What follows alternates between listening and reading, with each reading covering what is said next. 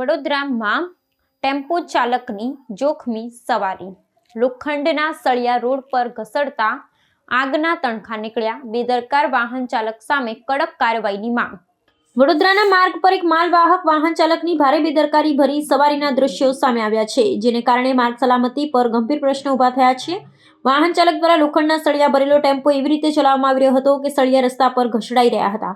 આ ઘર્ષણના પરિણામે રસ્તા પર આગના તણખા નીકળતા જોવા મળ્યા હતા, જે કોઈ મોટી દુર્ઘટનાનું કારણ બની શક્યા હોત ને આગનો ભય પણ સર્જાયો હોત। વાહન ચાલકને આ બેદરકારી ભરી સવારીનો એક વિડીયો સામાજિક માધ્યમો પર અતિ પ્રસારિત થયો છે। વિડીયોમાં સ્પષ્ટ દેખાય છે કે લોખંડના સળિયા ટેમ્પોની બહાર પ્રોજેક્ટ થઈ રહ્યા છે અને રોડને અડકીને ઘસડાય છે।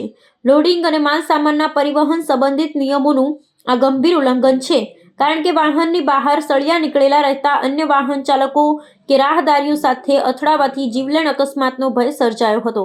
આ દ્રશ્ય સામે આવતા જ સ્થાનિક પોલીસ અને પ્રાદેશિક પરિવહન કચેરી દ્વારા આ બેદરકાર વાહન ચાલક સામે કાયદેસરની કાર્યવાહી કરવામાં આવે તેવી માંગ ઉઠી છે।